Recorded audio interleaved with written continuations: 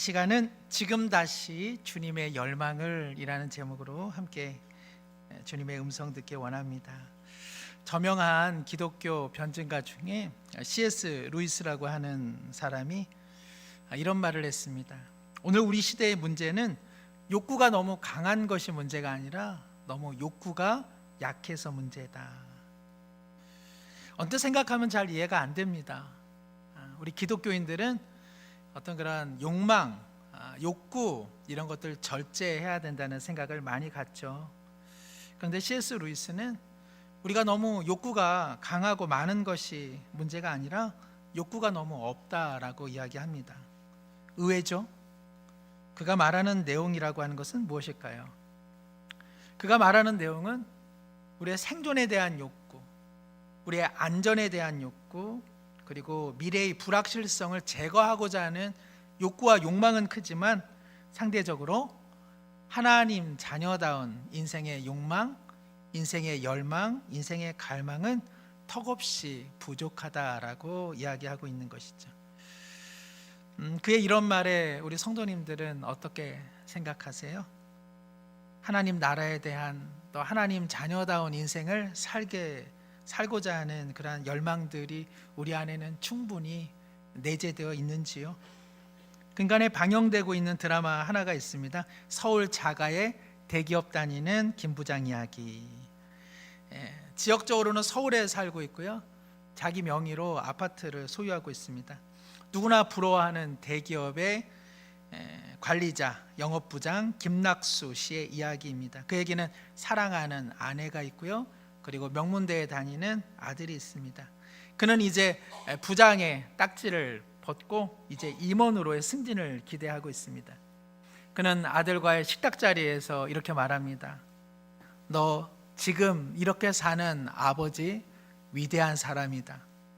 아빠의 삶은 위대한 거야. 너는 내가 얼마나 위대한지 모르겠지만 곧 알게 될 것이다 라고 이야기하죠. 그러나 안타깝게도 임원 승진의 구도 속에 그는 속절없이 밀려나고 어느 지방 공장의 관리자로 좌천됩니다. 여러 수모를 당하다가 끝내는 회사의 압력에 못 이겨서 퇴사에 이르게 되죠. 세상에 나와 보니까 아무도 자신을 관심 두지 않습니다. 어떻게 하여 면접을 보면 제시되는 월급이라고 하는 것은 이전 기업에서 받던 반토막도 안 되는 것이죠. 오히려 건물주가 된 친구의 모습 속에서 나도 월세 임대료만 받으면서 남은 인생을 살아보면 좋겠다 하는 마음에 퇴직금에 대출까지 받아서 부동산을 매입했는데 사기를 당했을까요? 안 당했을까요? 아예 많이 보시네요. 네, 사기를 당했습니다. 그제 어제 아마 또 이거를 좀 더 했을 텐데 제가 시간이 없어서 내일 꼭 보고 싶습니다. 그 다음 이야기는 또 다음에 말씀드리겠습니다. 현재 방영되고 있는 드라마예요. 근데 이 드라마가 중년 그리고 젊은 회사원들까지 많이 공감을 한다고 합니다. 드라마 자체가 현실을 기반으로 하고 있기 때문에 많은 분들이 자신의 삶을 이입하고 있다는 것이죠. 저도 이 드라마를 보면서 내 안에 어떠한 꿈을 갖고 살아가는가 스스로 질문해 보았습니다. 김낙수는 자신의 삶이 위대하다 생각했고 그 꿈이 영이 되기를 원하고 있습니다. 저도 그의 모습을 보면서 나의 꿈도 이런 식의 꿈은 아닌가 그런 생각을 해보게 된 것이죠. 하나님이 수단이 되어서 나와 내 가족의 안정적인 어떤 삶을 결국 나도 최후의 꿈으로 열망하고 있는 것은 아닌가. 삶이 고난이다라고 말할 때 과연 그 고난은 무엇일까요? 내가 추구하는 어떤 욕망, 내가 추구하는 꿈이 좌절된 것을 우리는 고난이라 말하는 것 아닐까요? 그러고 보면 우리의 기도 응답이라고 하는 것도요, 결국은 내가 원하는 욕망과 내가 원하는 꿈이 성취된 것을 우리는 기도의 응답이라 말하고, 하나님의 사랑, 하나님의 살아계심을 어디서 확인하느냐? 내 꿈과 내 욕망이 응답될 때 우리는 비로소 하나님은 살아계시다라고 말하는 것은 아닌가. 말씀을 보아도 때로는 깊이 묵상이 안 되는데 한낮 드라마를 보는데도 어느 때보다도 깊은 묵상이 되었습니다. 우리의 삶에 대한 안전의 욕구가 잘못된 걸까요? 사치스러운 걸까요? 그렇지는 않습니다. 우리 주님은 먹을 양식을 위해서도 때로는 기도하라 말씀하셨고요. 우리의 삶이 흔들린다면 우리는 인생의 어지러움 속에서 정상적인 삶을 운행하기란 어려울 것입니다. 그러나 문제는 무엇인가요? 우리의 갈망이 그저 생존에 대한 욕구, 안전에 대한 욕구, 미래의 불확실성을 제거하는 것 정도의 욕구가 우리 신자의 열망, 우리 성도의 열망이라고 한다면 그것은 부족한 인생이 아니겠는가라는 생각을 해보게 됩니다. C.S. 루이스가 갈파했듯 욕구가 강한 것이 문제가 아니라 우리는 신자다운 욕구, 하나님 자녀다운 욕구가 너무 없는 것이 우리 신앙생활에 부족한 점은 아닌지 오늘 느헤미야 말씀을 통해서 우리가 강하게 느끼는 우리의 생존 본능, 안정의 욕구를 넘어서서 하나님 나라, 하나님 자녀다운 인생의 그러한 갈망들이 우리 가운데 넘쳐나기를 원합니다. 느헤미야는요, 구약의 역사에서 보면 예수님 오시기 전, 그러니까 주전 5세기경의 인물입니다. 당시 시대적으로는 바벨론에 의해 포로가 되었던 유대인들이 이제 이스라엘 백성, 이스라엘 예루살렘으로 돌아올 수 있는 그런 은혜의 시간들이었습니다. 왜냐하면 새롭게 등장한 페르시아가 관용 정책을 펼쳤기 때문에 그렇습니다. 포로민들이었던 이스라엘 백성들은 세 차례 정도 예루살렘으로 귀환할 수 있었는데 바로 그 세 번째 포로 귀환민들을 이끌고 예루살렘으로 진군했던 사람이 느헤미야였습니다. 그는 당시 페르시아 왕실에 신뢰받는 고위 공직자였죠. 그는 성실한 사람이었고요. 그는 자신의 직무에 탁월함을 나타냈습니다. 이스라엘 백성으로서 페르시아 왕실의 인정을 받고 있다라고 하는 것, 그는 미래가 그저 정말 보장된 그런 인생이라 할 수 있겠죠. 그런데 느헤미야는 다른 꿈을 꾸고 있었습니다. 그는 생존에 대한, 또 안전에 대한, 미래의 불확실성을 제거하는 것만이 그의 인생의 욕망과 열망이 아니라 하나님 나라에 대한 열망을 꿈꾸고 있었죠. 그래서 그는 1차, 2차 페르시아에서 예루살렘으로 돌아간 자신들의 동포들의 삶이 비참한 지경에 처했다는 것을 듣고 그는 수일 동안 눈물을 흘립니다. 그리고 금식을 합니다. 이렇게 우리가 고향으로 돌아갔음에도 불구하고 만국의 서름을 덜어내지 못하고 여러 민족들의 괴롭힘 속에 완전히 무차별적으로 공격당하고 수치와 모멸을 당하고 있는 현실 속에서 그는 하나님의 언약의 말씀을 기억하며 주님 앞에 회복의 기도를 드리고 있는 것이죠. 그리고 더 나아가 그는 스스로에게 이렇게 고백합니다. 다시 고향으로 돌아갈 사람들이 있다면 그들을 이끌고 예루살렘을 재건하는 일에 하나님께서 나를 부르고 계시는구나. 나는 하나님의 부르심에 나는 응답하겠다라고 하는 거룩한 열망을 갖게 되는 것이죠. 바로 그 내용이요, 오늘 느헤미야 제가 4절까지만 읽었습니다만은 4절부터 11절까지의 말씀입니다. 긴 내용이지만 제가 잠시 읽겠습니다. 내가 이 말을 듣고 앉아서 울고 수일 동안 슬퍼하며 하늘의 하나님 앞에 금식하며 기도하여 이르되 하늘의 하나님 여호와 크고 두려우신 하나님이여 주를 사랑하고 주의 계명을 지키는 자에게 언약을 지키시며 긍휼을 베푸시는 주여 간구하나이다. 이제 종이 주의 종들인 이스라엘 자손을 위하여 주야로 기도하며 우리 이스라엘 자손이 주께 범죄한 자들을 자복하오니 주는 귀를 기울이시며 눈을 여시사 종의 기도를 들으시며 나와 내 아버지의 집이 범죄하여 주를 향하여 크게 악을 행하여 주께서 주의 종 모세에게 명령하신 계명과 율례와 규례를 지키지 아니하였나이다.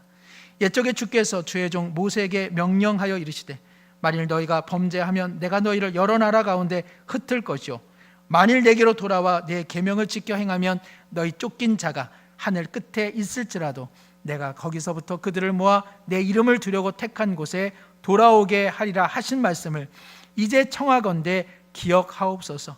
이들은 주께서 일찍이 큰 권능과 강한 손으로 구속하신 주의 종들이요 주의 백성이니이다. 우리 11절은 함께 읽겠습니다. 주여 구하오니 귀를 기울이사 종의 기도와 주의 이름을 경외하기를 기뻐하는 종들의 기도를 들으시고 오늘 종이 형통하여 이 사람 앞에서 은혜를 입게 하옵소서 하였나니 그때 내가 왕의 술관원이 되었느니라. 아멘. 이러한 회개의 기도, 이러한 회복의 기도의 끝점에서 느헤미야는 깨닫습니다. 하나님께서 이 일에 나를 부르고 계시는구나.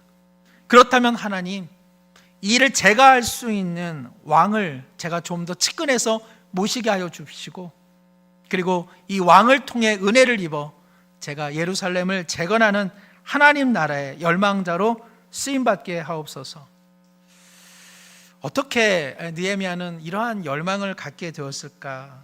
저는 그 이야기를 함께 나누고 싶은 겁니다. 그도 본시 다 우리와 같은 인생 아니겠습니까? 살아야 되고, 그리고 위험보다는 안전이 좋고, 미래의 불확실성보다는 미래가 보장된 삶을 살기를 그도 갈망했을 것입니다. 그러나 그는 예루살렘 그리고 하나님 나라의 무너짐 속에서 자신이 응답이 되어야 한다는 거룩한 열망을 품게 된 것이죠. 언뜻 생각하면 느헤미야가 목회자, 느헤미야가 선교사 아닌가 그런 생각도 할 수 있습니다만은 느헤미야는 목회자가 아니죠. 느헤미야는 선교사가 아닙니다. 그는 지금 갑자기 선교하겠다고 길을 떠나는 사람도 아니고요. 그는 갑자기 신학교에 들어가서 전도사, 강도사, 목사가 되겠다고 하는 사람도 아닙니다. 그는 자신의 직업을 갖고 거처를 이동하여 예루살렘에서 하나님의 그 열망, 그 일을 감당하겠다고 말하고 있는 것이죠. 느헤미야는 저와 같은 목회자와는 오히려 거리가 먼 사람입니다. 그는 전문적인 일을 갖고 있고요. 그리고 그러한 삶 속에서 하나님의 뜻을 이루고자 결심한 사람입니다. 구약에 보면은 이스라엘 백성의 공동체가 흔들리는 순간마다 하나님 나라를 재건하는 일에 있어서 중요한 역할을 감당한 사람들은요, 선지자나 제사장들이 아닙니다. 그 주체적인 역할은 누가 했느냐? 대부분 다 평신도, 여러분과 같은 성도들이 그 일들을 감당했다는 것이죠. 물론 그들은 훈련된 사람들이었습니다. 요셉이 그렇고요, 다니엘, 느헤미야, 에스라, 이러한 사람들은 목회자나 선지자나 제사장이 아니었습니다. 그럼에도 불구하고 그는 하나님 나라에 대한 열망을 품고 그 일들을 실행한 사람들이죠.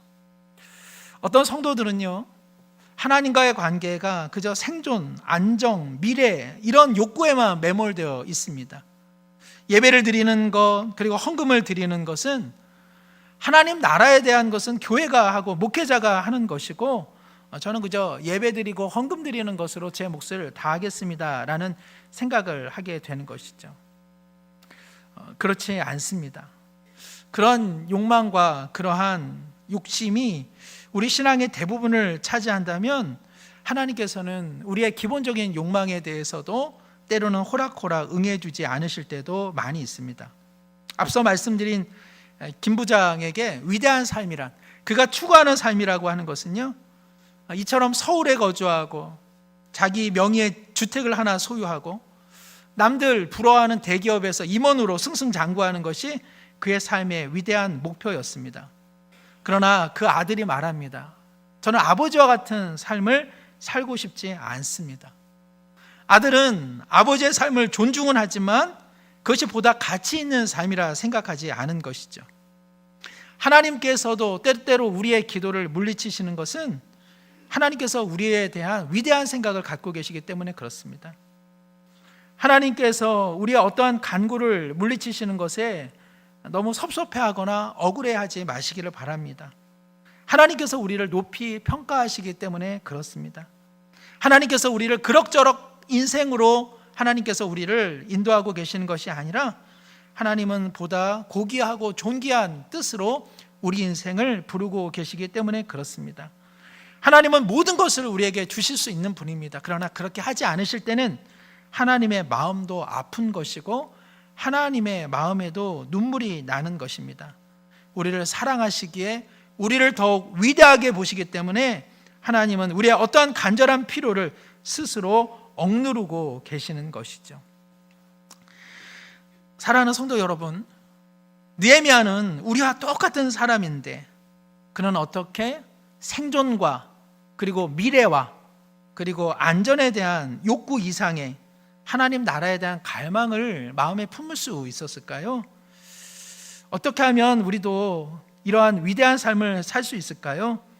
저는 한 두 가지 말씀드리고자 합니다. 첫 번째는요, 우리의 욕망의 자리에 하나님이 들어오실 수 있는 자리를 늘 마련해 두어야 합니다.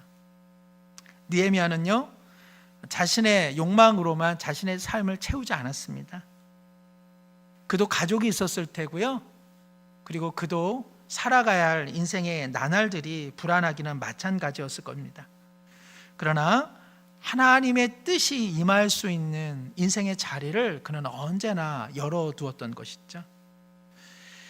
제가 사는 곳에 어떤 분이 나무를 꺾고 꽃을 이렇게 꺾는 분이 계시는지 그 주변에 어떤 한 분이 이런 글을 써놓으셨어요. 당신은 나쁜 사람입니다. 근데 조금 오타를 쓰셨어요. 나쁜 사람 이렇게 쓰셔야 되는데 나쁜 사람 이렇게 쓰셨어요. 근데 참 잘 썼다라는 생각을 했습니다. 우리가 어떤 사람을 보고 저 사람 참 나빠라고 말할 때 그 특성 중에 하나는 무엇이죠? 자기만 아는 사람을 우리 흔히 나쁜 사람이라고 이야기합니다. 그러니까 나쁜 사람은요, 정말 나뿐인 사람이라고 할 수 있습니다. 우리 인생도요, 나쁜으로만 가득 차 있다면 하나님께서 우리의 삶에 임하실 공간이 없는 것이죠. 느헤미야는요, 형제들이 예루살렘의 어려움에 대해 이야기했을 때 그것을 하나님의 부르심으로 기꺼이 열어두는 삶의 자리가 있었다는 것입니다. 저 사람은 바늘 하나 들어가지 않아 라고 말할 때요, 그것은 좋은 뜻이기도 하지만 어떤 때는 또 나쁜 뜻이기도 합니다. 적어도 하나님 앞에서는요, 바늘 하나 들어가지 않는 그러한 존재로 우리 살아가서는 안 되는 것이죠. 하나님은 끊임없이 우리의 삶에 빈틈을 마련하시고 하나님의 말씀이 바늘이 되어서 우리의 그 빈틈을 언제나 열려고 하시는데 우리는 하나님을 향한 마음의 자리를 얼마나 마련하면서 살아가고 계시는지요.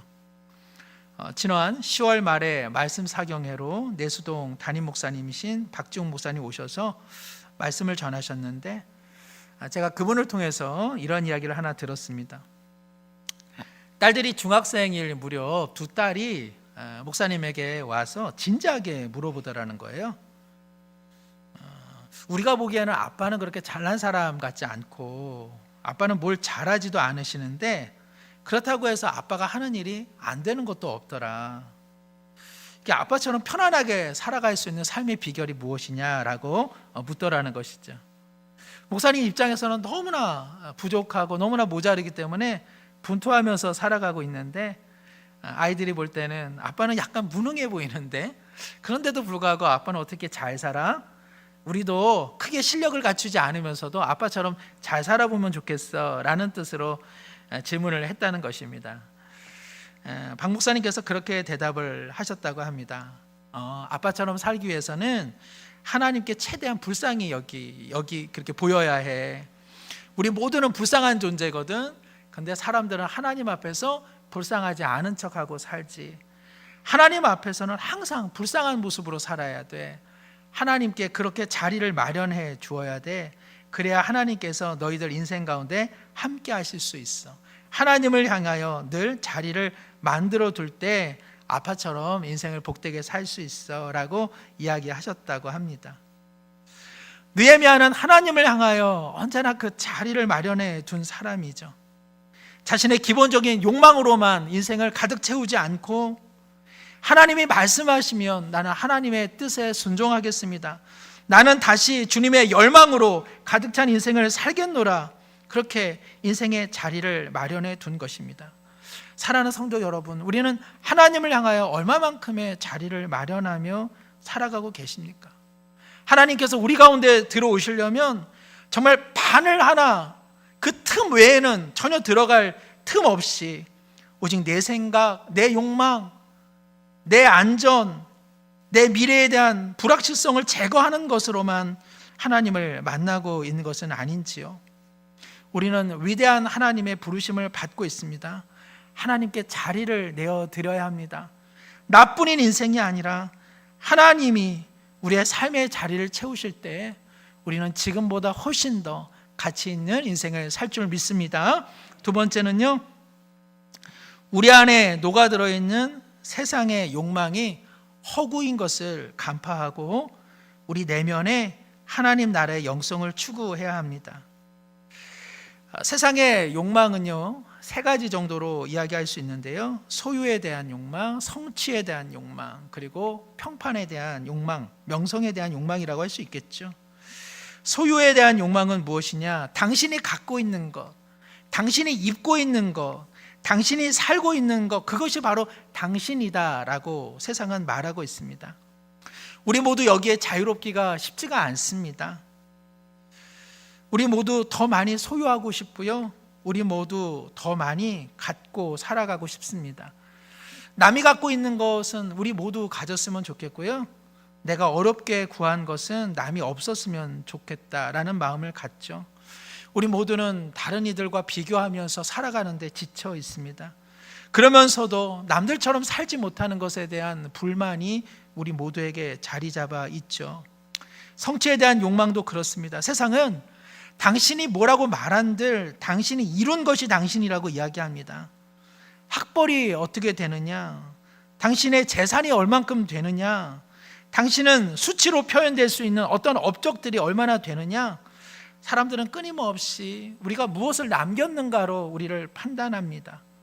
그러므로 우리 모두는요, 쉴 수 없습니다. 우리 모두는 쉬는 것 자체가 게으르다 생각하고 탈진하면서 일할 수밖에 없는 사회 구조에 살아가고 있는 것이죠.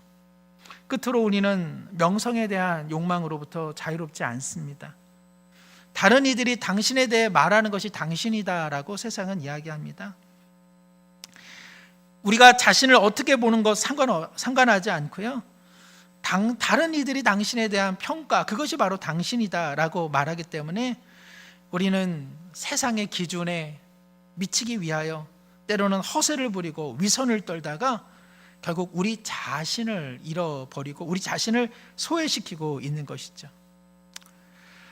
소유라고 하는 거, 성취해야 된다라고 하는 거, 그리고 명성에 대한 욕망들로 세상은 우리를 끊임없이 피로하게 합니다. 신자라 할지라도요, 이러한 세상의 욕망에 허구임을 간파하지 못하면 우리 인생은 끝내 쓸쓸해지는 것이죠. 그리고 이러한 마음들이 교회로 모이기 시작하면 교회도 결국은 대한 공동체가 아니라 세상과 별반 다를 바 없는 그러한 일종의 세상, 그러한 구조가 되고 말 것입니다. 연탄길이라고 하는 책으로 유명한 이철환이라고 하는 작가가 그런 말을 했습니다. 주님 밖에서 주님 안으로 들어오는 것보다 주님 안에서 주님 안으로 들어가는 것이 더 어렵더라라는 이야기입니다.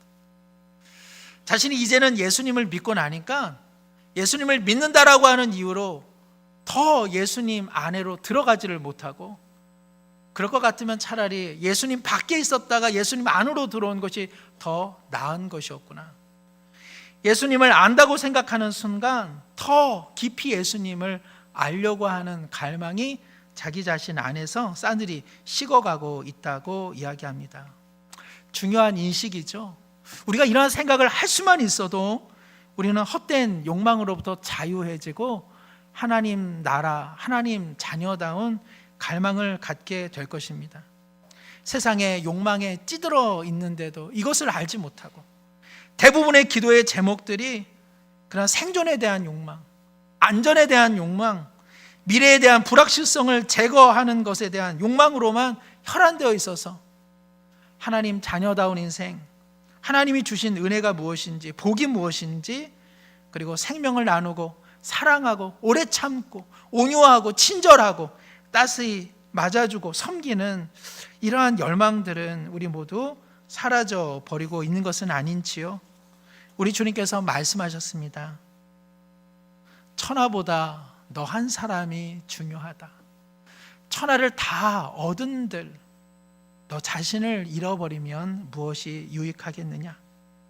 누구든지 자기 목숨을 구원하고자 하면 잃게 될 것이다. 그러나 나와 복음을 위하여 산다면 너는 너의 목숨을 구원할 것이다. 마가복음 8장 34절, 37절, 그리고 마지막에 주님이 말씀하십니다. 사람이 무엇을 주고 자기 목숨과 바꾸겠느냐? 우리의 생명, 우리의 삶에 대해 하나님보다 더 소중히 여기시는 분은 없습니다. 우리는 우리 자신의 생명조차도 귀하게 여기지 못하여 천하를 얻고 우리 자신을 내어줄 때가 얼마나 많이 있습니까? 세상은 소유라고 하는 이름으로 너가 가진 것이 너야 라고 말할 때에 주님은 말씀하십니다. 아니, 하나님의 영원한 사랑으로 너는 존재하고 있는 것이다.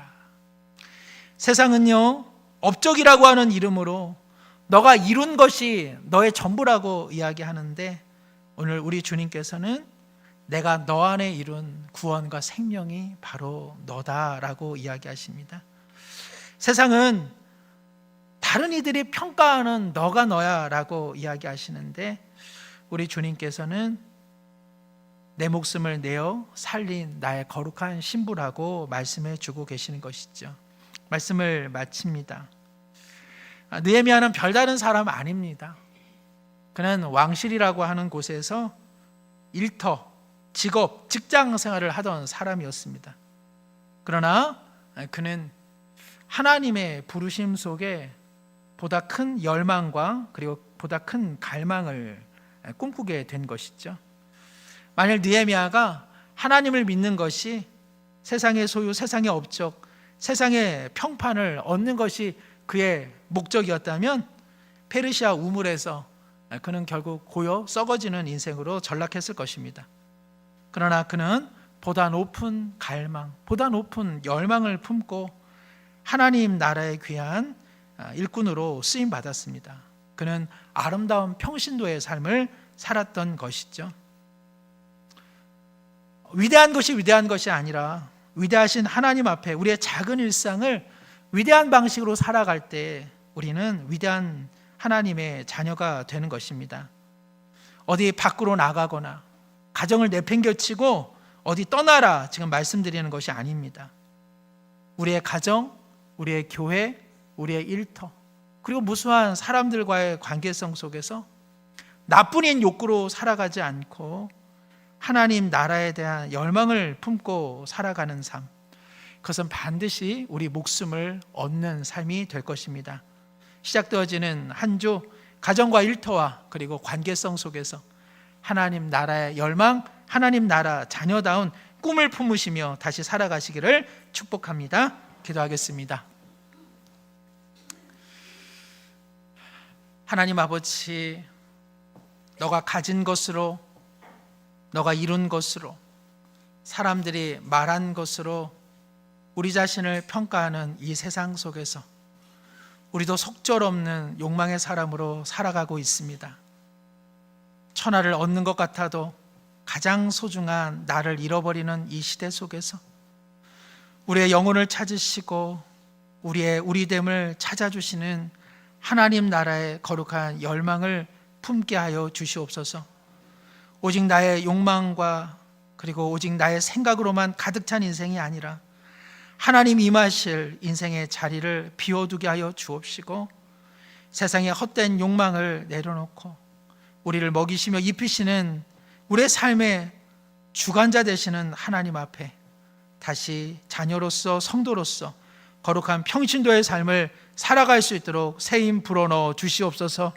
우리를 위대한 삶의 자리로 부르시는 예수님의 이름으로 기도드립니다. 아멘.